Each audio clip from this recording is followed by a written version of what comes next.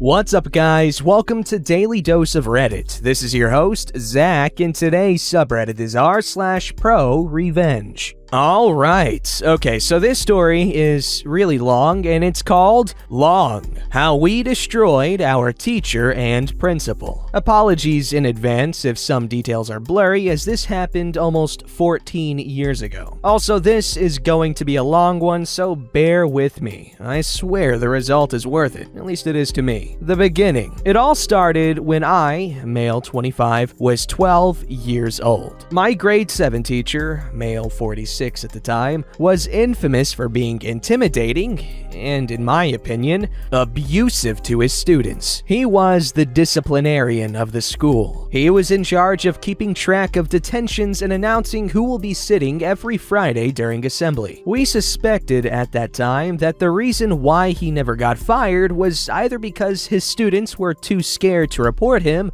or because of the fact that the principal was his brother-in-law. Reasons why I hated him. He was constantly making vaguely racist remarks, complaining about the New South Africa, and constantly bringing up how his life was better during the apartheid regime. He's a white guy who was raised on a farm. I always felt like he had an issue with me as a person because I'm a practicing Muslim. He would make the class laugh at how funny Muslim women looked with their heads wrapped up. His jokes about Muslims missing out on eating bacon were endless. In fact, he one day purposely stood in front of my desk eating a cheese and bacon panini. He used to often rant about how the school is no longer a pure Christian academy as it once was back in the day. He would say these things and glance at either me, my twin sister, or the black students in the class, who practiced their own African religions. When it was his birthday, my mom encouraged me to buy him a gift. I spent of my pocket money, which was already limited, my parents didn't believe in allowances, to buy him a big slab of chocolate and a long piece of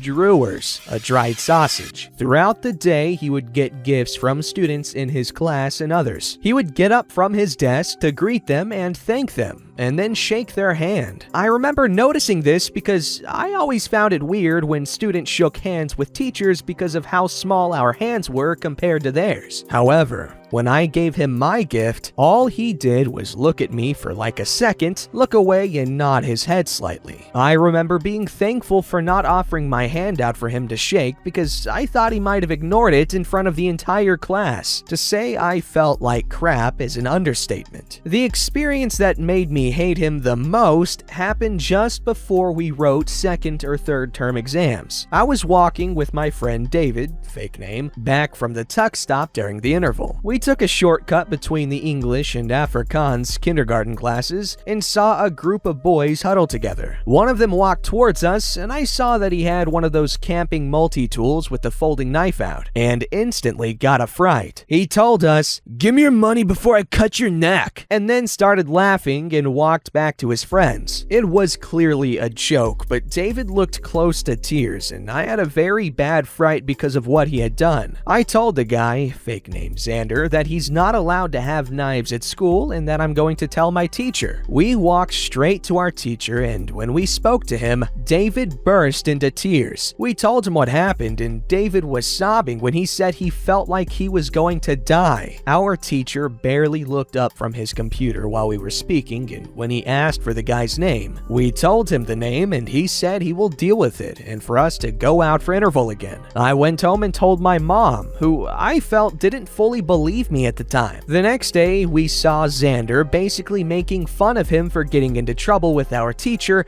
and likely getting expelled at worst or sitting a Saturday detention at best. He laughed back at us and said our teacher just came to his class, asked to speak to him, and told him to never bring it to school again. No detention, no suspension.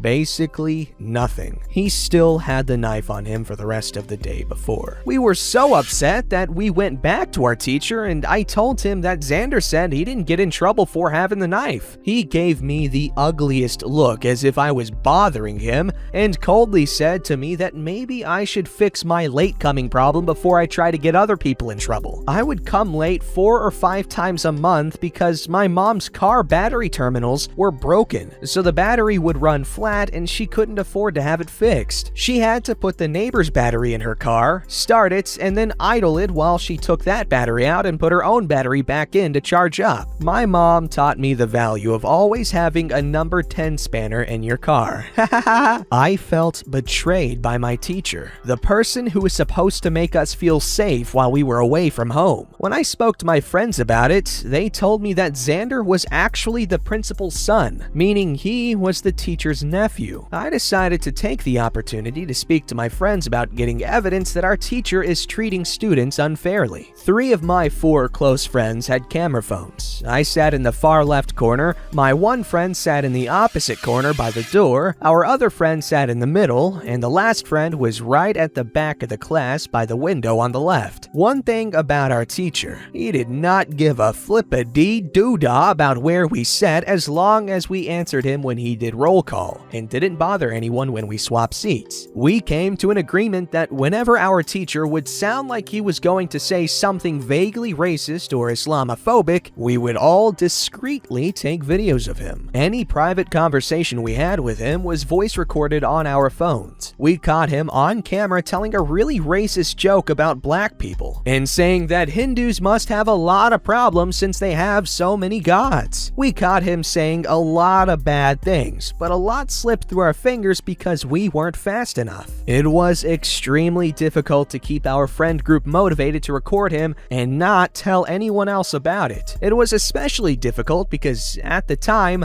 I had a hand-me-down Samsung D9000, which was seen as an expensive phone at the time. My mom prohibited me from taking it to school. She instead bought a cheap 79 rupee phone, I'm assuming? Or a $5 phone, it's about right, for us that could only make calls and send SMSs. This was in case she needed to reach us in an emergency. I got caught several times sneaking my camera phone to school. My biggest mess up at school was when my mom phoned me on my Samsung and I answered it. Big oof, but I was a dumbass. After I think a month, we decided that we couldn't let it go any further. One of our friends was a black guy named Tatenda, a fake name. Tatenda was a problem child. His mom died when he was 4 and his dad was an alcoholic. He was raised mostly by his uncle, who up until today I think was a pimp. He used to act out at school because of undiagnosed ADHD. His dad and uncle didn't believe in learning disabilities and always assumed he was just lazy and badly behaved. Tatenda especially got onto our teacher's nerves because not only was he black, but because he would bring broken calculators from home and take them apart during class. One day, our teacher told him to clear his desk and throw away the bits of plastic and calculator crap. He ignored the teacher. The teacher then started screaming at him, and Tatenda did the only logical thing a 13-year-old would do in such a situation. He mockingly put 2 pencils into his ears. Our teacher lost his crap,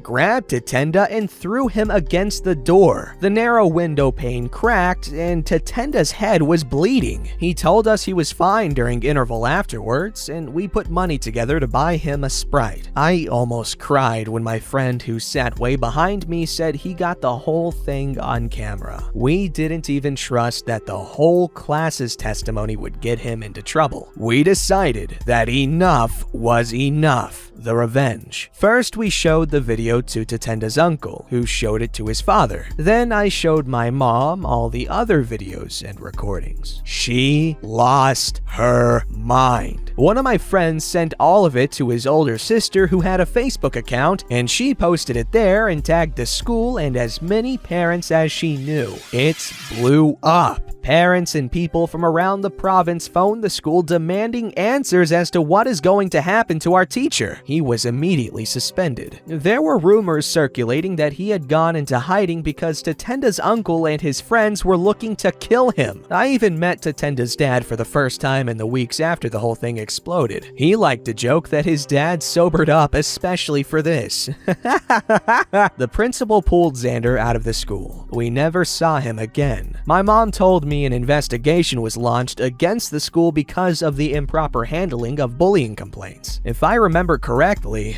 3 English kids in my class alone spoke out against teachers dismissing their complaints of bullying by the Afrikaans kids. We were a mostly white Afrikaans-speaking school with 3 Afrikaans classes, but only 1 English class per grade. They called us Souties, which was short for Soutpeel, which literally translates as Salty Richard. It's a derogatory term for English-speaking white South Africans. It means your one leg is in South Africa, your other leg is in England, so your Richard is hanging in the ocean. We only saw our teacher once after he was suspended. He looked badly beaten up and was accompanied by a policeman and 2 other male teachers so he could gather the rest of his stuff from his class. But it didn't end there. Because so many kids needed the evidence that they were being bullied and nothing was being done because of it, the CCTV footage was brought up. My friend's mother, who was part of the school governing body at the time, told us a few years ago that when they reviewed the footage, it became apparent that the principal was having an affair with one of the grade 2 teachers. He could be seen grabbing her ass at the furthest point away from the camera. They slipped up a few times and kissed in clear view of the camera, but I guess once you're surrounded by cameras every day at work, you forget that they're there. It was very apparent that sometimes they thought they couldn't be seen. My friend's sister, basically my aunt, sells Tupperware, and one of her regular customers and close friends is the principal's ex-wife. Not only did she leave him, but they were not married in community of property due to a prenup agreement. The house they lived in was in her name since before the marriage, so she effectively made him homeless because none of his family wanted to take him in. He ran into severe debt from staying in guest houses and burned many bridges from overstaying his welcome at friends. As for my teacher, his reputation was destination flippity-doodad. He served jail time, don't know how long, and eventually left the country because it seemed everyone knew his face from the media attention he received. The reason why I made this post, I was never going to tell this story on Reddit, as I've told it over and over through the years since primary school. But I felt that I had to because of what I experienced at the beginning of this year. My family is part of a non-profit organization that has feeding schemes all over the country. The last Friday feed of February, I'm standing security as I usually do since we're few volunteers and there's many homeless people and most are on drugs and can get violent. I'm walking down the line to make sure there are no fights or anything that could start a riot. And I see a familiar face. My old principal is standing in the line waiting for a bowl of stew and bread with absolutely no idea who's standing beside him. Obviously, he wouldn't have recognized me, but I never forgot his face. I'm not gonna lie, I cried quite a bit behind my sunglasses. Seeing him brought back the feelings I had when I was 12 years old in 7th grade, trying absolutely every excuse in the book to not have to go to school and be bullied by my teacher. So yeah, for those of you who are still reading, this is the end of how my friends and I destroyed the lives of my teacher and principal. If you got this far and are feeling depressed, worthless, or less than your peers, I love you. I appreciate you, and you are seriously freaking awesome. Bye-bye. Well, first of all, really cool story. I mean, stuff that happens and it's not cool, but I'm glad that they got what was coming to them. So that's interesting. So obviously I know that South Africa is, well, it's very Europeanized due to, colonization and stuff like that. I don't know, I just assumed that, because, Islam is very prevalent in Africa. Yes, I know that not all of Africa is the same, but you get what I'm saying. It's just weird to know that, like, there's still Islamophobia and stuff like that over there. And I definitely got my fair share of crap from it in school because, I went to high school for a few years in a really, really, really tiny town. Like, the entire high school probably had like 100 students in it. So yeah, and everyone was suspiciously related to each other. So that's the kind of community I was surrounded by. However, just the freaking racism and just... that's not an environment to teach a youth person. person, anything. It's just how you expect someone to feel comfortable and actually learn when they're in a hostile environment. And that's the sad part. Teachers, be nice. You know I love you, but be nice. Alright, this story's called Road Rage Karen. So this happened a few years ago, but will always remain one of my favorite memories. My older brother had joined the Marines and was stationed 2 hours away in a popular beach town for training. And being that my mom and I love the beach, we traveled every so often to visit him on his weekends off. After a great visit with my brother, we decided to head home. This particular weekend, there was some huge classic car event in the town that brought in people from all over. The result was Sunday bumper-to-bumper traffic on the freeway. My mom and I had left early, but still not early enough to avoid the traffic. My mom likes to leave a bit of room between her and the car in front as an extra bit of stopping cushion. Not enough that a whole car could fit between, but enough. So we're sitting in traffic, just talking about life, when the car behind us lays on their horn. We look at each other, wondering what that's about, and turn to look at why the driver was honking. I stare into the eyes of ye old Karen, graying hair and a short bob and everything. This lady is glaring a death glare at our car, honking at us to move forward. Seriously? When I say this traffic was bumper to bumper, I mean it. Any movement from my mom wouldn't have been more than an inch. Apparently, that inch we weren't moving was enough to trigger this Karen's road rage. Mom and I look at each other in shock, asking, "Where does she want us to go?" She mouths, "Bimbo," at us, and we decide to get petty as frazzle ice. Since the slow lane is also the lane cars merge onto, and this lady literally couldn't move around us, we began waving cars in front of us, purposefully slowing down to leave plenty of room for a car or 2 or 10 to merge onto the freeway ahead of us. Every time a car thanks us and pulls ahead of us, we high-five each other in full view of Karen. We've got the music blasting, the windows down, and we are laughing and high-fiving each other left and right, waving much more grandy than needed and smiling at each driver that's smiling back at us. We even made sure to look back at Karen and smile. She sat, stewing in her car and calling us every name under the sun. Eventually, the lanes merged into one lane, and my mom and I took an exit towards home that had very few cars. Meanwhile, Karen's route took her on the same road that most of the other cars were headed down, which meant that she still had to deal with bumper to bumper while we cruised on home. It was the most enjoyable traffic jam I've ever been in. Now, that does sound like a good time. There aren't many bonding experiences as strong as when you're laughing at dumb people with other people. Don't forget to like, subscribe, and hit that bell to never miss an episode.